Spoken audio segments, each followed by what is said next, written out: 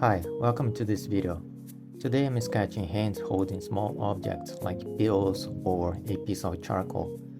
I'm using photo references for this because my goal here is to study.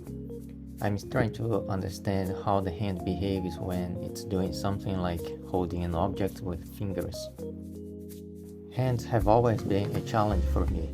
Sometimes the fingers end up too long or too short, or I mess up the angle of the thumb and everything starts to looking off. I found that paying attention to the curve of the palm makes a big difference. It helps me place the fingers more accurately and makes the whole gesture feel more natural. I'm sketching directly with a pen like I usually do. No pencil, no underdrawing. That's intentional.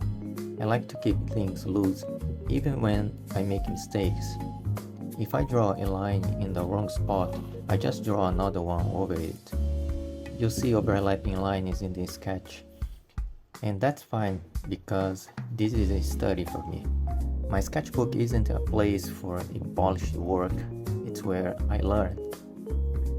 I think sometimes we feel pressure to make every page look good, but I try to remind myself that the real value is in the process, not the perfection. I focus on observing the reference and putting down what I perceive, not worrying too much if it's pretty. If you're into sketching or you're trying to get better at drawing hands, I hope this helps or inspires you in some way. And if you're new here, feel free to subscribe. I intend to post more real-time sketches like this and share what I'm learning as I go. Alright, I'll let the rest of the video play out so you can follow along in real time. Thanks for watching and keep sketching.